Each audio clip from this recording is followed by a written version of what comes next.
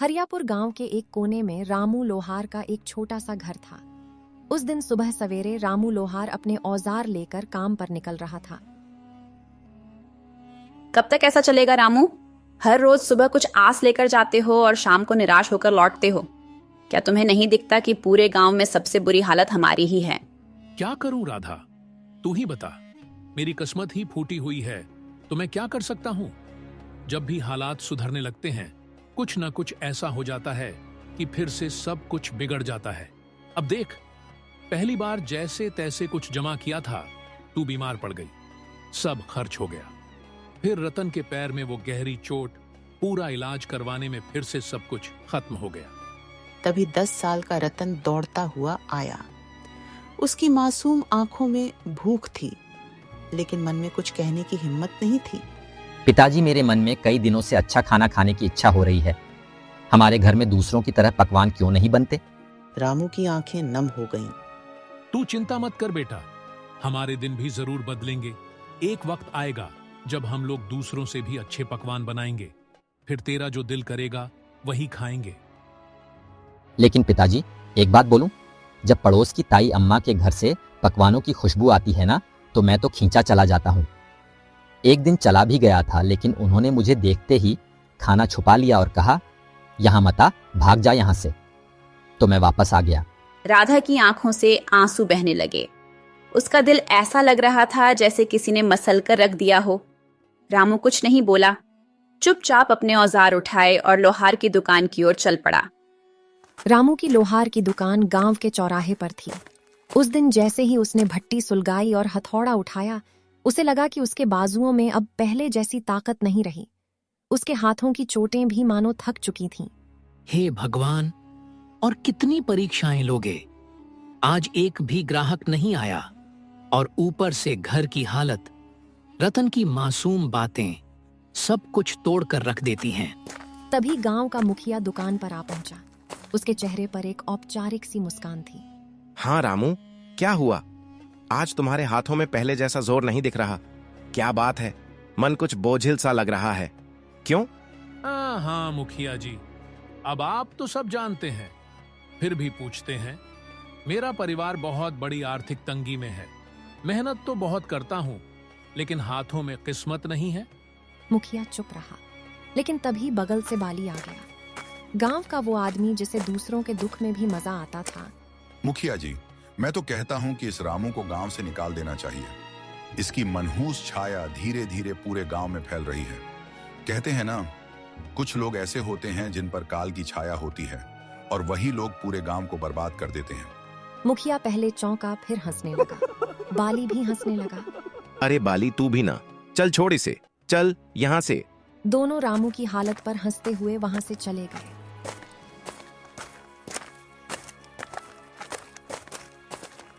रामू वहीं बैठा रहा, आंखें आसमान की ओर उठी हुई। हे भगवान, क्या मैंने अपनी तकदीर खुद लिखी थी? क्या मैंने किसी का बुरा किया है? कभी चोरी, कभी बेईमानी। मैंने तो कुछ बुरा नहीं किया, फिर मेरे ऊपर यह दुख क्यों आया है? क्यों? मेरे सपनों के दिए बुझ गए हैं, मेरी उम्मीदों के चिराग भी बुझ गए। मैं धुंध में खो गया हूं, कहीं से कोई रास्ता नजर नहीं आता। यह तन्हाई कब खत्म होगी? उसका हौसला उस दिन भट्टी से पहले ही बुझ गया था। मैं आज भी खाली हाथ जाऊंगा। राधा उम्मीद लगाए बैठी होगी। मेरा तो घर जाने का भी मन नहीं कर रहा। मैं क्या करूं? मेरा बेटा भूखा होगा। शाम को रामू थका हारा अपने घर पहुंचा। उसका चेहरा उदास था। जैसे ही उसने घर में कदम रखा, राधा की नजर उस पर पड़ गई। अरे क्या हुआ रामू, आज तुम्हारा चेहरा इतना उदास क्यों है?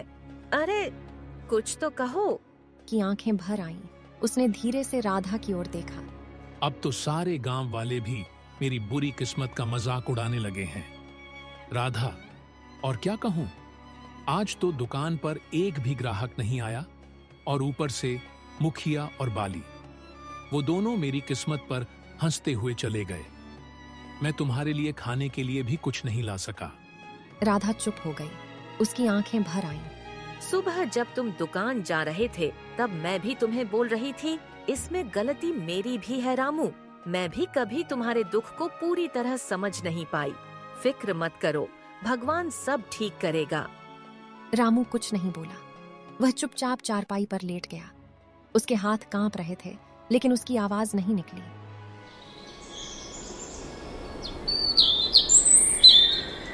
अगले दिन सुबह होते ही राधा ने रामू से कहा, रामू, खाने के लिए कोई चीज उधार ही ले आओ। हमारे गांव की दुकान, हो सकता है तुम्हें कुछ सामान उधार दे दे। नहीं राधा, मैं कल भी गया था उसके पास। वह पहले अपना पिछला उद्धार मांग रहा है। अब मुझे उसकी दुकान पर जाते हुए शर्म आती है। मुझे नहीं लगता कि हमारे हालात कभी भी ठीक हो सकेंगे। अगर ऐसा ही चलता रहा तो हमें यह गांव छोड़कर जाना पड़ेगा। गांव में 2-3 लोगों से पहले ही उधार ले चुका हूं मैं। अब मेरे अंदर इतनी हिम्मत नहीं रही कि किसी और से उधार मांग सकूं। सबको पता है कि मैं उधार लेकर वापस नहीं करता, और करूं भी तो कहां से? हमारे पास इतने पैसे होते ही नहीं। जो आते हैं वो लग जाते हैं। हाँ रघु, यह तो है। भगवान पता नहीं किस बात की सजा दे रहा है हमें, लेकिन हमें उम्मीद रखनी चाहिए। हमारे भी दिन एक दिन जरूर बदल जाएंगे।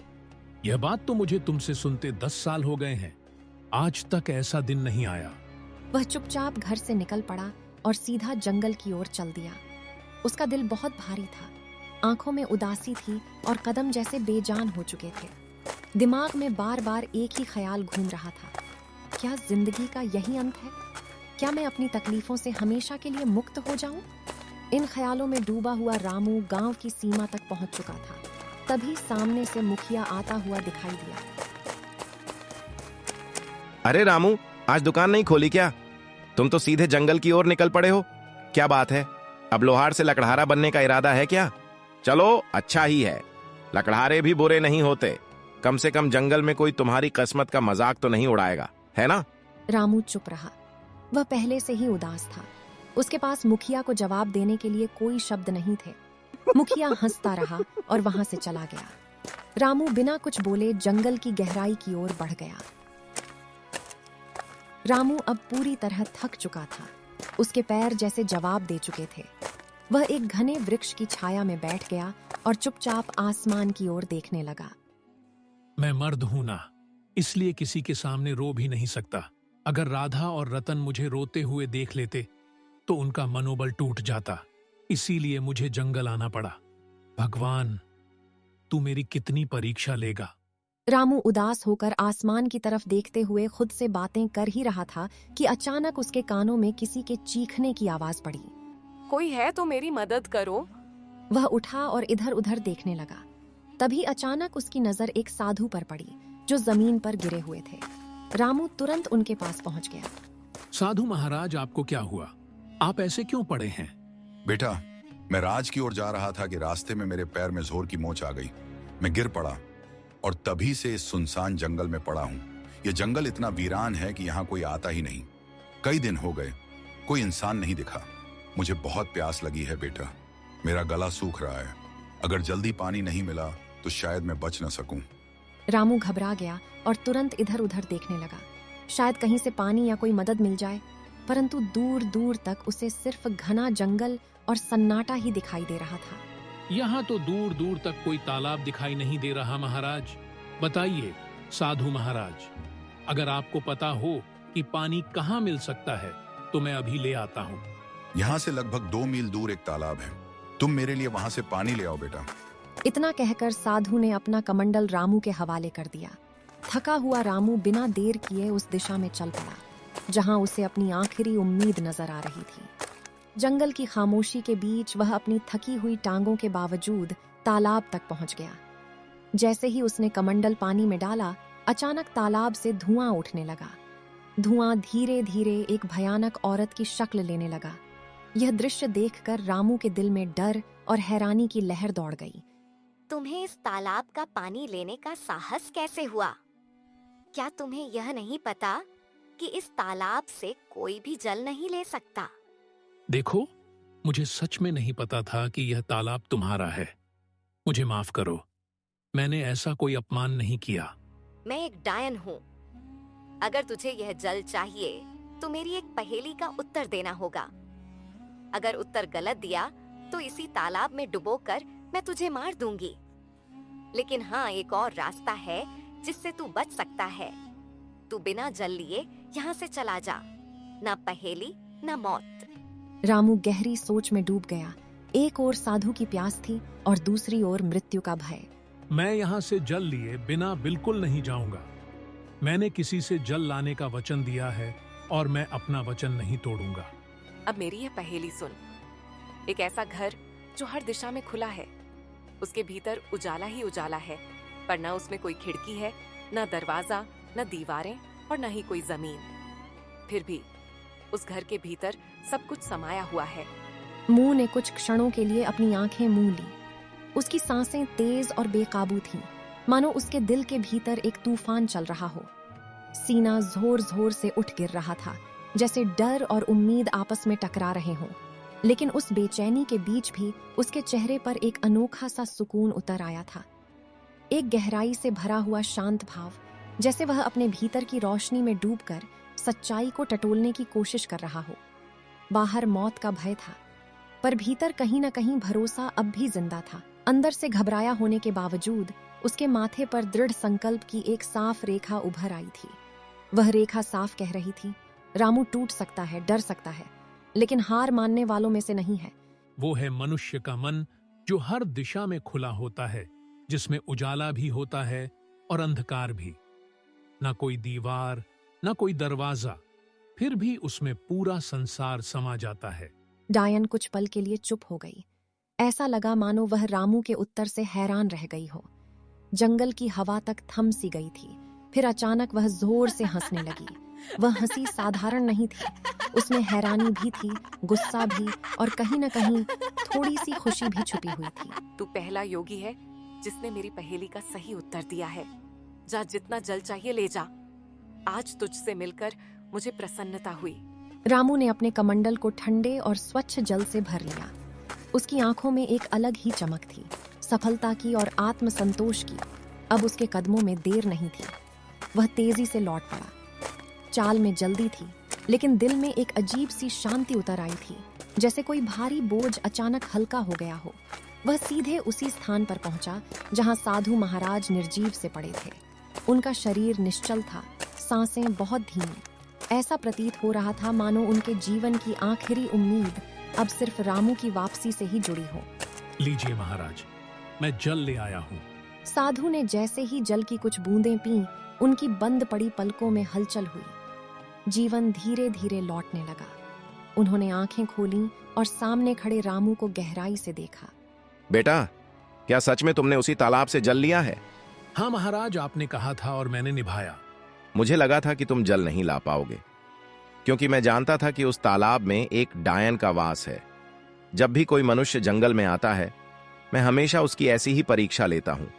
अक्सर मैंने देखा है कि वह मनुष्य डायन के डर से भाग जाता है, लेकिन तुम पहले मनुष्य हो जिसने उस डायन की पहेली को हल किया और मेरे लिए जल लेकर आए हो। इतना कहकर साधु ने अपनी आंखें बंद की और कुछ मंत्र पढ़ने लगे। तभी एक सुंदर हिरण प्रकट हो गया। तूने मेरी मदद की है, इसीलिए मैं तुझे यह भेंट देना चाहता हूं। साधु महाराज, इतना तो मुझे पता चल गया है कि आप कोई चमत्कारी साधु हैं, परंतु मैं इस हिरण का क्या करूंगा महाराज? इसे अपने घर ले जा और अपनी बेटी की तरह पाल इसे, और याद रख, यह हिरण तेरी किस्मत बदल देगा। मैं जानता हूं कि तू सबसे ज्यादा अपनी किस्मत की वजह से परेशान है, वरना तेरे अंदर कोई बुराई नहीं है। तू मेहनती लोहार है, तेरे मन में कोई लालच नहीं है और तू दूसरों की मदद करने वाला भी है। इतना कहकर साधु वहां से चले गए। रामू ने उस हिरण को उसने घर ले आया। हिरण की सुंदरता और चमक देखकर रामू के दिल में नई उम्मीद जगी और उसने ठाना कि उसकी रक्षा करेगा और अपनी किस्मत बदलने की कोशिश करेगा। अरे, यह हिरण आपको कहाँ से मिला? रामू ने सारी कहानी राधा को सुनाई। हमारे घर तो वैसे ही खाने के लाले पड़े हैं। साधु महाराज को अगर देना ही होता तो धन देते, इस हिरण को क्यों पकड़वाया? अब साधु महाराज ने कुछ सोच समझ कर ही दिया होगा। उन्हें भी तो हमारी इस हालत के बारे में अच्छी तरह पता था। तभी वहां रतन आ गया। पिताजी, यह हिरण वाकई बहुत अच्छा है। मेरे साथ तो अब गांव का कोई भी बच्चा नहीं खेलता, क्योंकि हम गरीब हैं ना। लेकिन अब मैं इस हिरण के साथ खेलूंगा। इतना कहकर रतन हिरण को लेकर घर से बाहर चला गया और खेलने लगा। हिरण इतना सुंदर था कि जिस किसी की भी नजर उस पर पड़ती उसका मन मोह जाता। अगले दिन जब रामू अपनी दुकान पर जाने की तैयारी कर रहा था, तभी गांव का जमींदार उसके घर आ पहुंचा। आप तो जमींदार हैं, मेरे घर पर क्या करने आए हैं? इससे पहले तो आप कभी नहीं आए। भला मुझ जैसे गरीब के घर में आपका क्या काम है?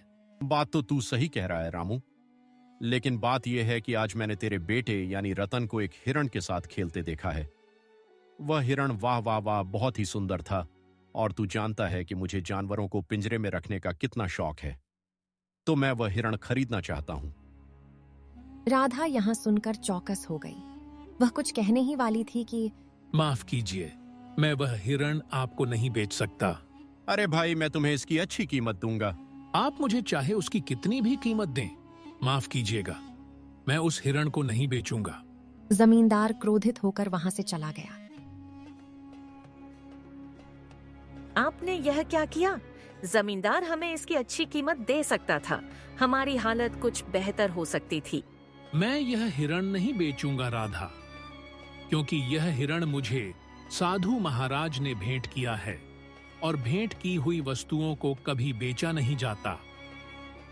कुछ दिन ऐसे ही बीत गए। रामू और उसका परिवार हिरण से इतना जुड़ गया था कि उसे छोड़ने का ख्याल भी नहीं आता था। फिर कुछ दिनों बाद एक व्यापारी वहां आ पहुंचा। अरे भाई, मुझे तुम्हारा ये हिरण बहुत पसंद आया है। मैं तुम्हें इसकी मांगी हुई कीमत दूंगा। ये हिरण मुझे बेच दो। तुम चाहे मुझे कितना भी धन क्यों ना दो, मैं इसे नहीं बेचूंगा। अरे तुम गरीब के गरीब ही रहोगे। तुम सामान्य लोहार हो, समझते ही नहीं कुछ। व्यापारी वहां से चला गया। राधा रघुवीर पर गुस्सा हो गई। जब से यह हिरण आया है, तब से हमारा खर्चा और बढ़ गया है। पहले जमींदार को लौटा दिया और अब व्यापारी को भी मना कर दिया। क्यों नहीं बेचा इसे? राधा, न जाने क्यों मुझे इस हिरण से अब एक खास लगाव हो गया है, और वैसे भी साधु महाराज ने कहा था कि इसे अपनी बेटी की तरह पालना। अब यह मेरी बेटी जैसी है, और भला कोई अपनी बेटी को मांगी हुई कीमत पर बेचता है क्या? खुद सोचो। राधा यह सुनकर चुप हो गई और नम आंखों से मुस्कुराने लगी। धीरे धीरे वह हिरण उनके परिवार का हिस्सा बन गया। वहीं किशोर नगर के राजमहल में उदासी छाई हुई थी।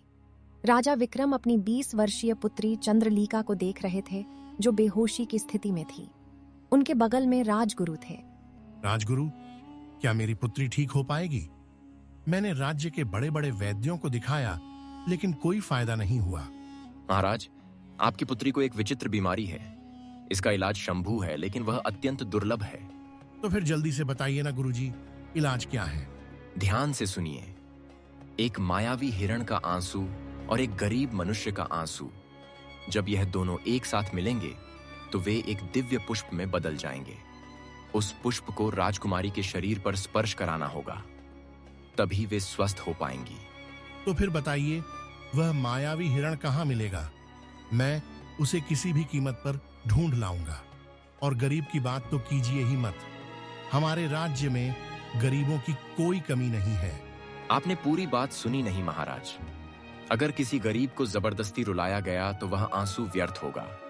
दोनों को अपने आप दिल से रोना होगा, तभी वह पुष्प प्रकट होगा।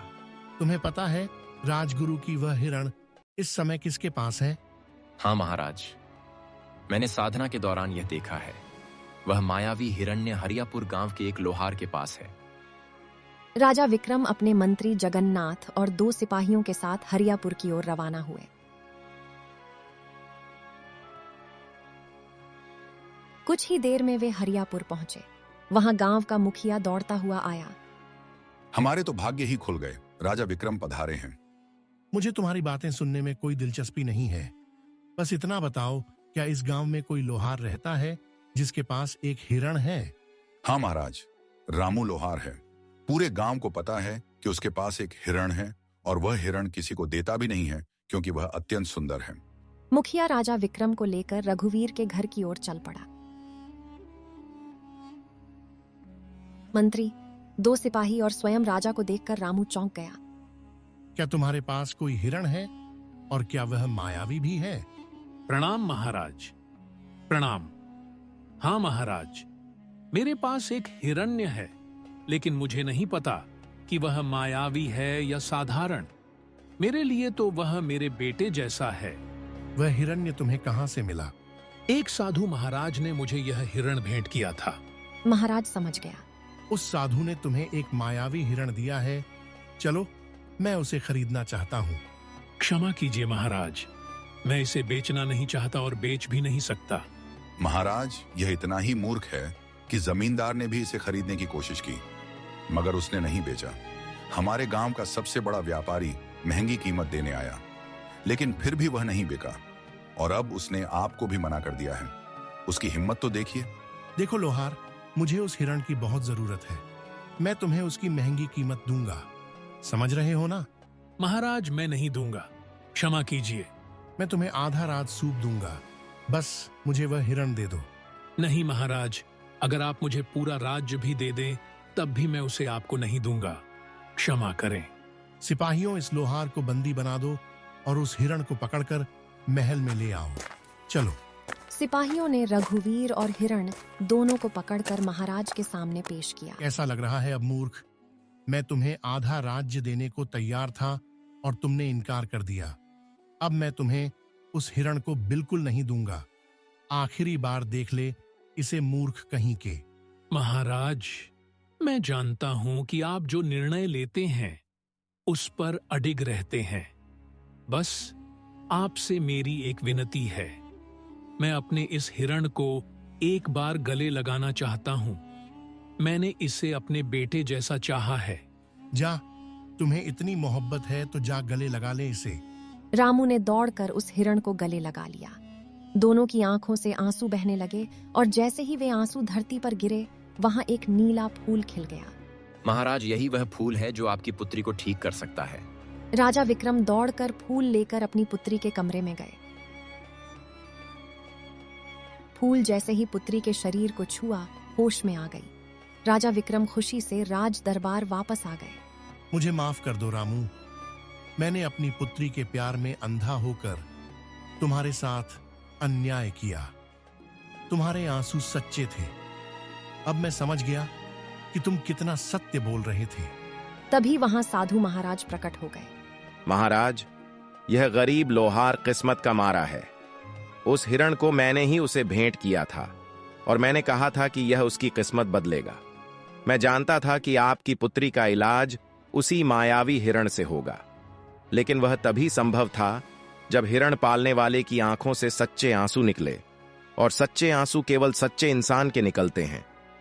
रामू, तुम्हारा काम पूरा हुआ, और जैसा कि मैंने कहा था, यह हिरण तुम्हारी किस्मत बदलेगा। अब समय आ गया है। रामू, हम तुम्हें बहुत सा सोना देते हैं। तुम्हारी वजह से हमारी पुत्री ठीक हो गई है। हम तुम्हारा यह एहसान कभी नहीं भूलेंगे। महाराज, आपकी मेहरबानी है, लेकिन कृपया करके मुझे यह ना दें। नहीं नहीं नहीं रामू, ये भेंट है और भेंट को कभी ठुकराते नहीं। आज से तुम मेरे राजमहल में मेरे सलाहकार बनकर रहोगे और मेरे खजाने की रक्षा का काम तुम्हारे कंधों पर होगा। तुम सच्चे इंसान हो, और हाँ, जिस गांव में तुम रहते हो, आज से तुम उस गांव के जमींदार हो। वह पूरा गांव अब तुम्हारा होगा।